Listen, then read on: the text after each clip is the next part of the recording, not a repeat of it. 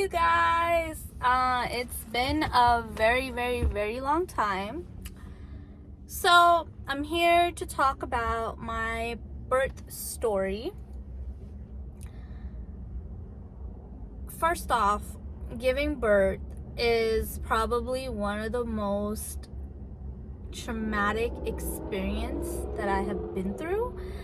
And being pregnant and carrying the baby and having your bump grow and everything, it didn't feel like it would turn out that way. I thought usually everybody that I talked to, they had positive outcomes, like normal labor, not too long of pushing. So I was expecting maybe to have minor complications, but not really big complications, So let's start with when I went into labor. How did I get there? What led to it? And blah blah blah. So at the end weeks of my pregnancy, I was around, I think, 39 weeks and a few days. So I was pretty much already almost 40 weeks. So my doctor told me, like, well, if you don't go into labor naturally, we will have to induce you because there's no point in keeping the baby in there. It's not gonna get nutrients anymore, kind of thing, because the baby's already past full term. Now, inductions have their own scary stories. I didn't have to get induced, fortunately, because my body started to kind of show signs of labor already. So I was 39 weeks and like 5 days. I woke up in the morning, I went to go use the restroom, and boom, there's a big gush of blood.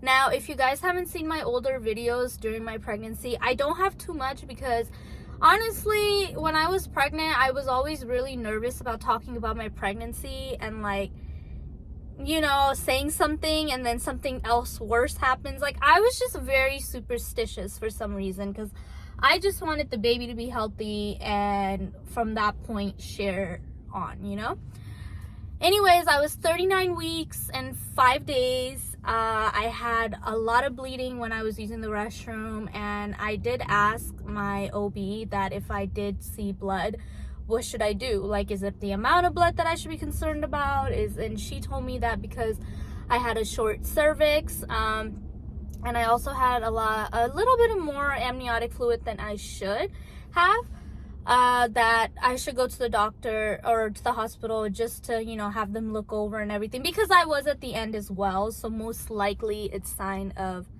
labor, right? So I went and they checked me, and I was already 3 centimeters dilated. So when you're at a certain point of dilation, they have to keep you because you're probably going to progress from that point on.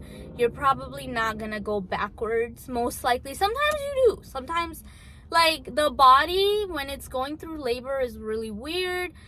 There's a lot that I've learned from this experience. So I want to share with you guys, if you guys are having your first baby, or, you don't know what to expect, and some things that I can warn you about that happened with me, and, you could take what you like from it. Everyone's experience is going to be different. So every birth, every pregnancy is different. So I'm not saying that I'm going to have the same exact experience next time I give birth. I hope not. But yeah. So anyways, during my pregnancy, the baby was a little bit of a larger size than where he should have been according to the growth time, like how many weeks I was. Am I rambling? I'm kind of rambling. So anyways, I am 3 centimeters. I'm having contractions back to back as I'm driving to the hospital. My stomach is getting tight. I feel pain, and I didn't really have the Braxton Hicks before. While being pregnant, I didn't really experience it until that day that I actually went to the hospital. That's when I felt like, oh yeah, I feel my stomach hardening. Oh, this hurts. It's worse than cramps. Okay, some people think they kind of are like cramps, but it's a very weird pain. It's kind of all through your back, all through your stomach. But so I was in the monitoring room, the triage room, basically waiting to progress. and basically I would only move to labor and delivery room once I was, either my water breaks or I was just moving and dilating more and more. So that whole day that I was there, they put me on the freaking diet of, the pregnancy about to give birth diet, where you literally only get sugar-free Jello. This is my hospital, by the way. Sugar-free Jello, ice chips, maybe some juice, and that's it. And as a pregnant mama, when you're hungry, you're hungry. You know what I mean? So I listened to them because I wanted to do everything best. But now looking back at it, I wish I would have ate a little bit, because the only thing I had, you guys, before I went to the hospital was a bagel, and I didn't even finish it all. And when I was sitting there hungry, I was like, damn, I should have finished that bagel. Anyways, and by the way, you guys, I'm at the Target parking lot because I have a few shopping to do. I don't have the baby with me. It's just me, myself, and I. And this is the time where I can record, because honestly, it's hard to record with kids. They're loud. They don't leave you alone. You know what I mean? So this is where I felt like was a good time to talk about it. It just worked for me. So anyways, I didn't progress the whole day that I was there. They did check me a few times. I was getting more in pain. And then I basically went to sleep, you know what I mean? Because they kept me, I was like, well, can I go home? And they were like, no, sweetie, you can't go home because, you're already kind of in preterm labor. So I'm like, oh, no. So I waited there. I went to sleep. Then I woke up the next morning at around like 5:36-ish. I felt kind of like some wetness down there. And I knew that I wasn't peeing because I already used the restroom. So I told the nurse, I'm like, hey, I feel some wetness. I'm not sure what that is, but I'm just letting you know. She checked me, and they do this like strip test to check if it's your water or if it's just like fluid from your vagina, like, just to make sure. So she tells me that my water did break. It didn't break like a big gush where I was like, yeah, this is my water, definitely. It was more of like a leak, like a slow leak that I did feel once I was like standing on my feet or something. I would feel it a little bit. So then after that point, this next day, so I went to the hospital March 17th. I thought I would have them like the 17th or the 18th. My due date was March 19th, by the way. So I was literally right on the dot of when I went to the hospital with my due date.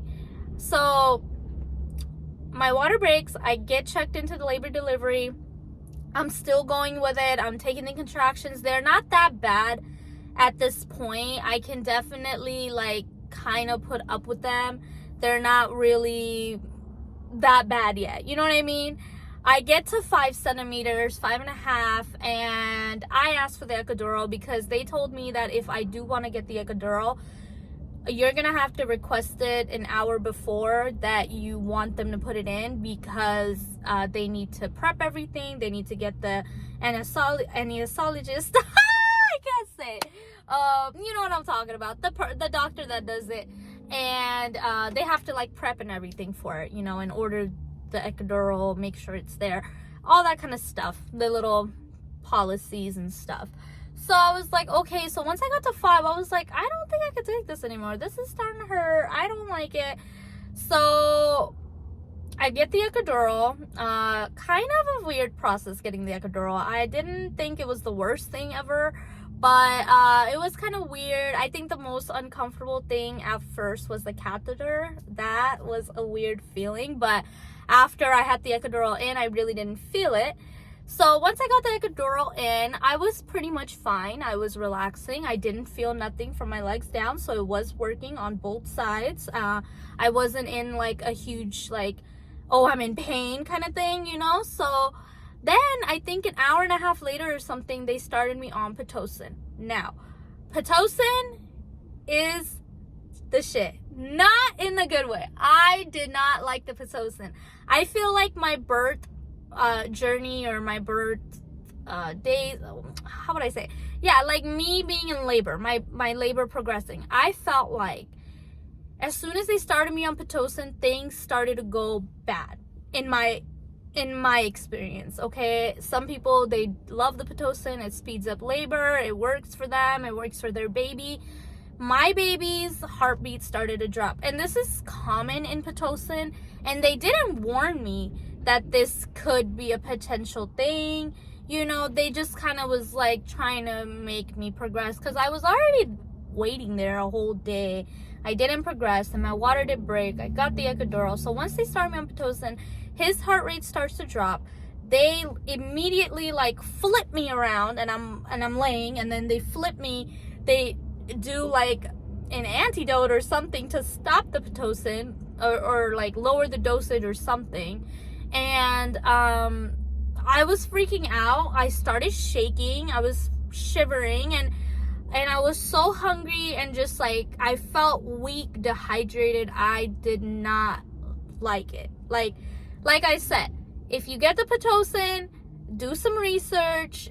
Make sure you're even that progressed. You know, like if it's been a while, then I guess they could start you on Pitocin. But I don't know. Ask the pros and cons, you guys, because personally for me, if I were to go through labor again and have a second child, I would probably not get Pitocin. I don't think my body does good with it.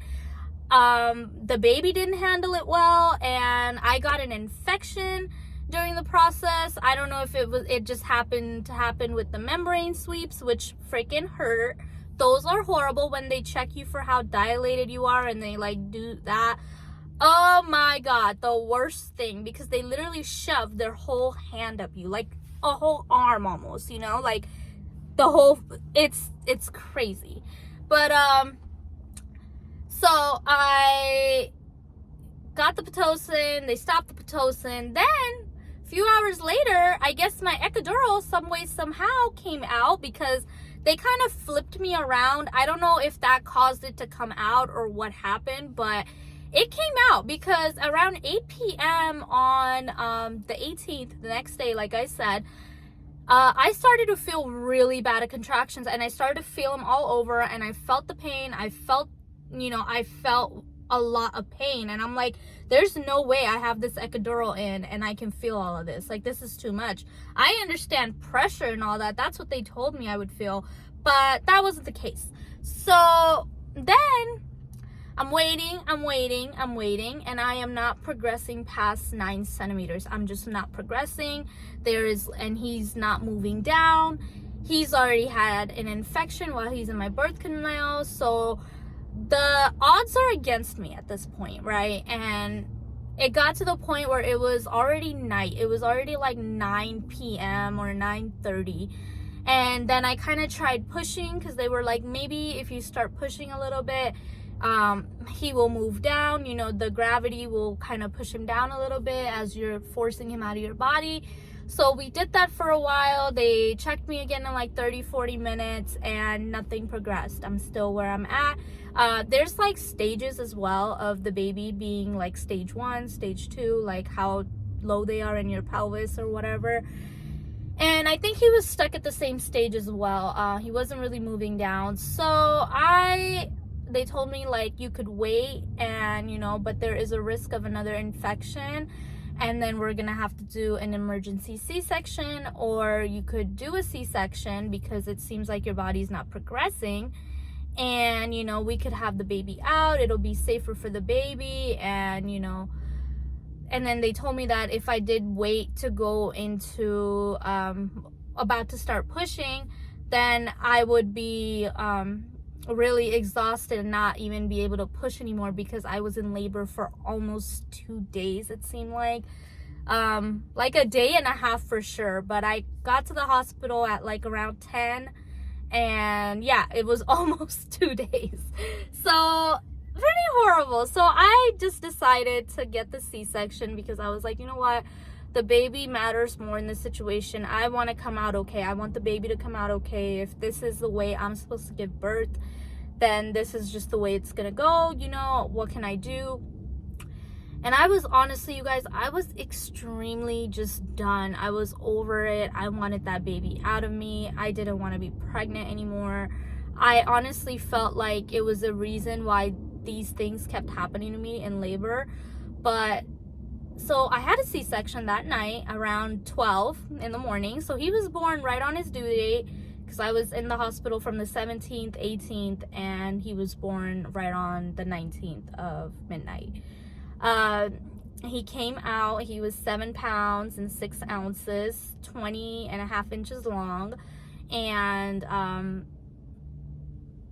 I felt fine the next day because you're still kind of on medicine, like your pain meds are still kind of there. And I felt fine. And then I was just like, okay, after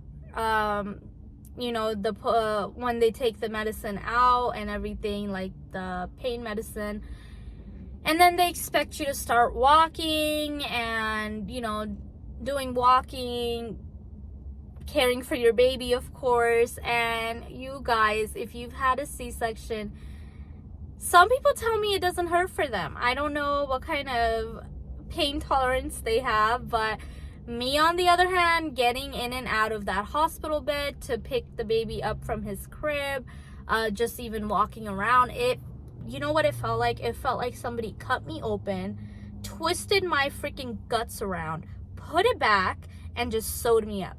That's what it felt like. I felt like I was literally cut in half and then just stuck back together. Like, I felt very weird, very weak. I felt very just like off with like my balance, my muscles, my stomach, everything just felt new to me. It was a new body. It was a new feel. Even seeing the baby, because when I had the C-section, you guys, because I had the epidural and everything, when they tried to do a spinal on me, I could still feel everything. So they had to put me completely under to even do the C-section, because I could feel their little pinch test that they do to see if you're completely numb. I was like, yeah, I still feel it, because I've had so much medicine and like drugs in me at this point that a little spinal was not doing anything for me. And I don't even have food in my system, which is crazy. You would think it would work, but it did not work. So fast forward, I get the C-section. The next day I start kind of walking around, eating a little bit of food. Then the third day that I was there, I threw up in the morning. So they kept me that day because I was supposed to get discharged, but they told me because I'm throwing up, my blood pressure was a little high, so they decided to keep me for monitoring me. And once I got home, I felt so much better. You guys, being in the hospital is low-key very depressing. It was not the move for me. I did not like being in there. I felt like I had a little bit of help because my boyfriend would go in and out, but he wouldn't really like be there all the time. Like, I wanted him to be there, but I knew it was unrealistic for me to ask him of that because we had other stuff that we had to take care of that only he could do, because obviously I'm at the hospital. So I just felt like being there, the nurses were kind of making me be more independent, which is their job, but I also felt like they weren't as understanding. Like, this is my first baby.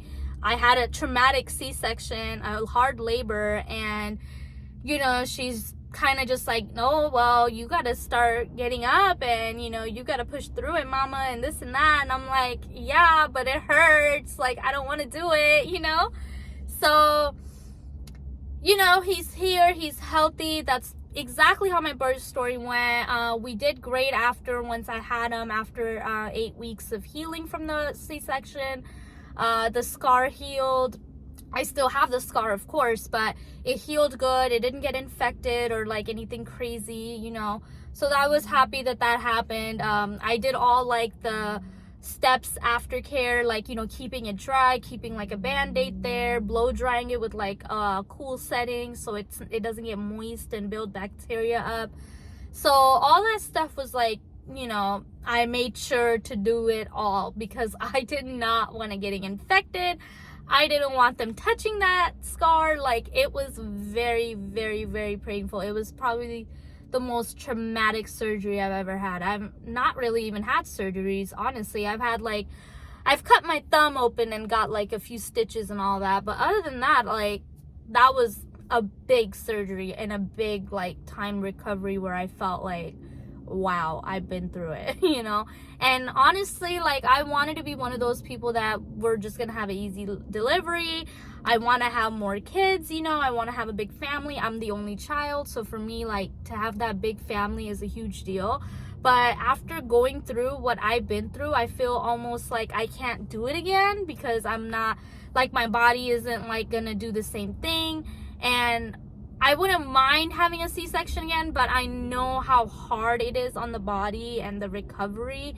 I'm not saying vaginal birth is easy, but it's they're definitely different, you know. So that's my point, and I really hope that my next one is a VBAC. I really hope, and I'm not getting the Pitocin next time because it didn't work for me. I'm gonna deny it at all means.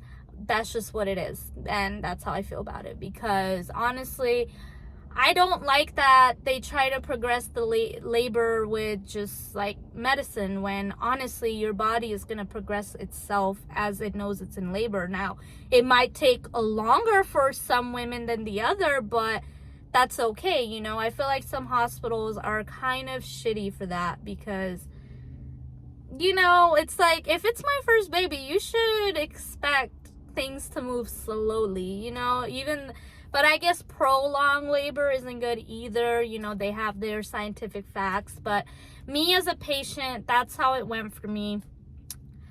Yeah, just scary, honestly, just scary. But I hope you guys enjoyed this video. I was able to film for you guys. I'm gonna be coming out with more videos. Let me know what you guys want to see next. If you guys want to see some mommy routines, some recipes, you know, whatever, you know, I'm here. So I will see you guys in the next one. I hope you guys have a lovely day, and yeah, bye.